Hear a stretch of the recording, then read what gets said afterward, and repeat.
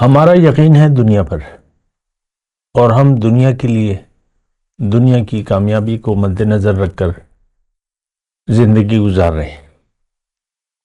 یعنی ہم وہ کام کر رہے ہیں جس سے ہماری دنیا اچھی ہو جائے، اور ان کاموں سے بچنے کی کوشش کرتے ہیں بظاہر جس سے ہمیں نقصان ہو۔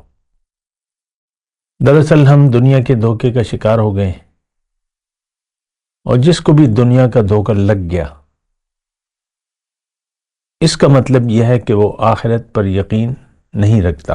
اللہ اکبر اللہ اکبر اللہ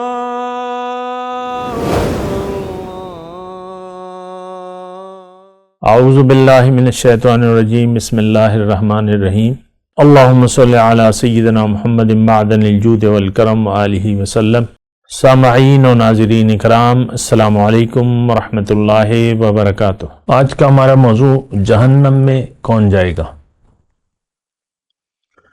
دیکھیں، ایک بات تو یہ نوٹ کر لیں کہ ہم جو زندگی گزار رہے ہیں اس کا نتیجہ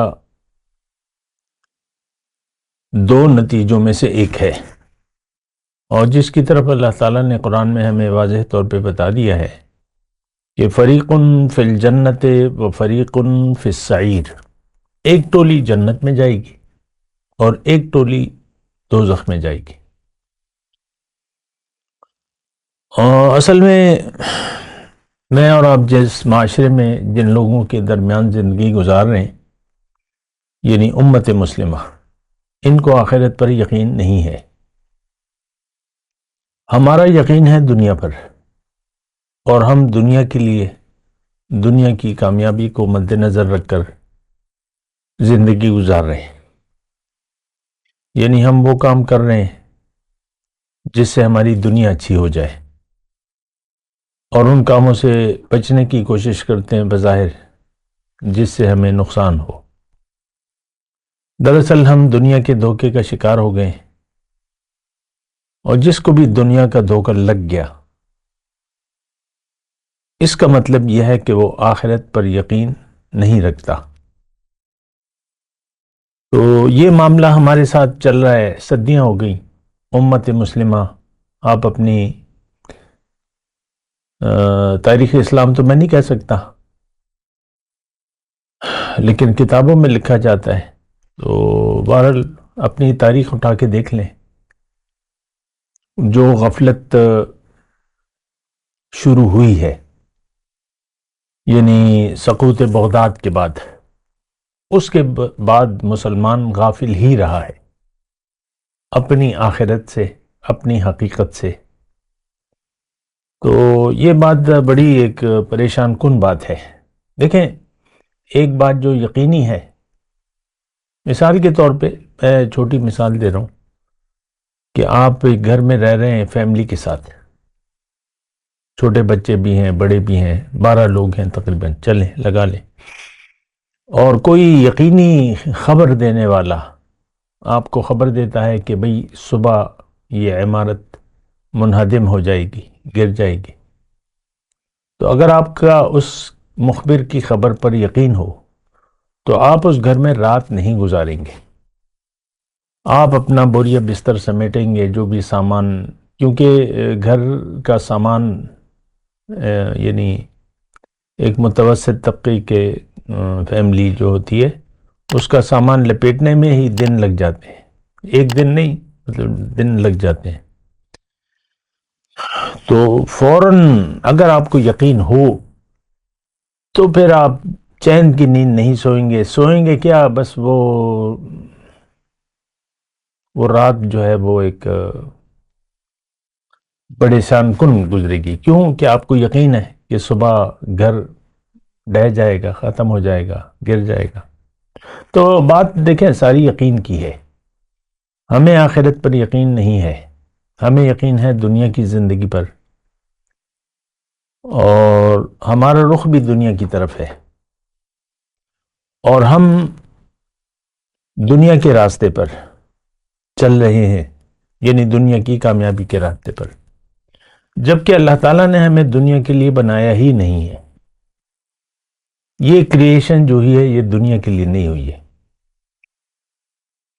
مخبر صادق محمد صلی اللہ علیہ وسلم نے ہمیں خبر دی ہے کہ تمہیں اللہ نے آخرت کی تیاری کے لیے دنیا میں بھجوایا ہے، اور دنیا تمہارے لیے بنائی گئی ہے، اس کی تم اتنی فکر نہ کرو۔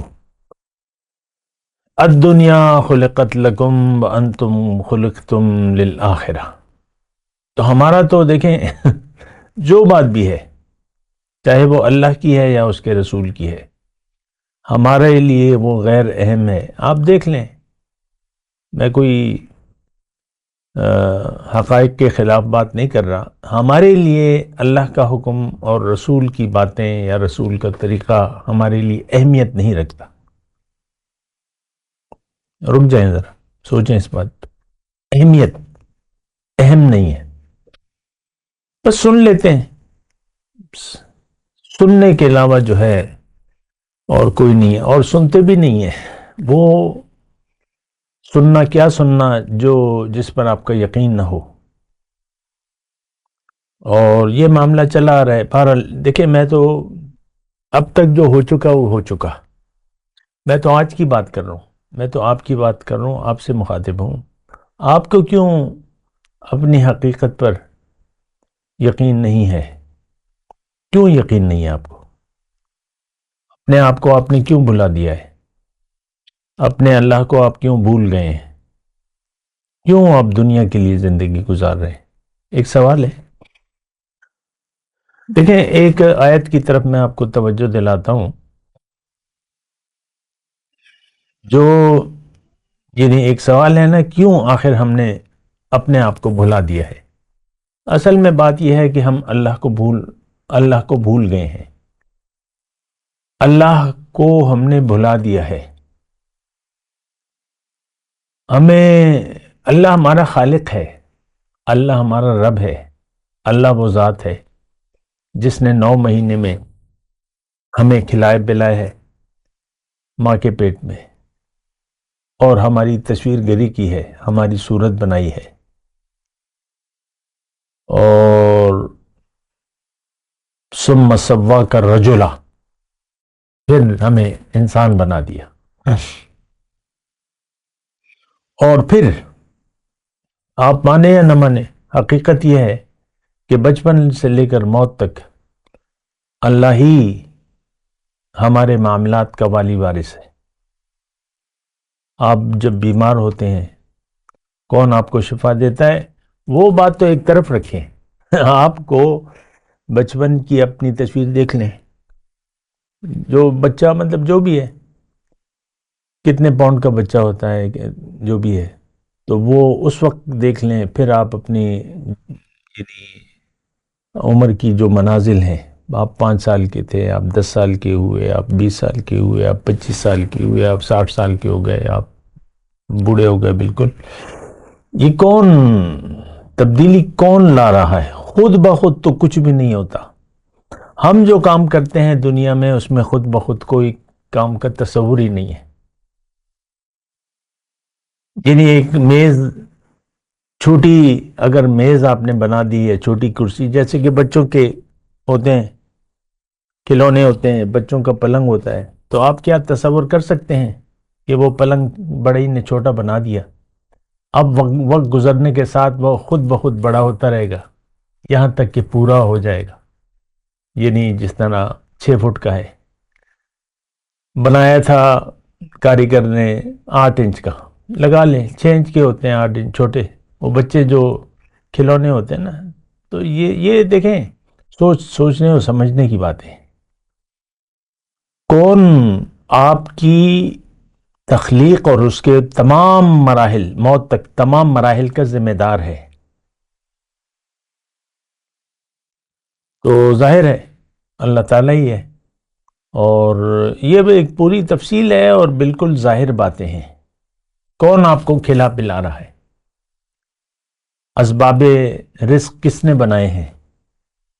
وَجَعَلْنَا لَكُمْ فِيهَا مَعَيْشَ قَلِيلًا مَا تَذَكَّرُونَ۔ تو یہ ساری باتیں ہیں، اور ایک بات جو حقیقت ہے وہ یہ ہے کہ ہم بنا سوچے سمجھے زندگی گزار رہے ہیں، نمبر 1۔ اور یہ بات بھی حقیقت ہے کہ جو بھی بنا سوچے سمجھے زندگی گزارے گا وہ جہنم میں جائے گا۔ آج کا ہمارا موضوع یہی ہے کہ جہنم میں کون جائے گا، تو اس کا جواب یہی ہے کہ جو بنا سوچے سمجھے زندگی گزار رہا ہے وہ جنت نہیں جا سکتا، جہنم جائے گا۔ آپ دیکھ لیں ہماری ساری سوچیں دنیا کے لیے ہیں، ساری فکر، ساری سوچ، ساری توجہ، پوری توجہ۔ تو غور کیجئے، بات کرتے ہیں ایک وقفے کے بعد۔ وآخر دعوانا الحمدللہ رب العالمین۔ مولاي صل وسلم دائما ابدا على حبيبك خير الخلق كلهم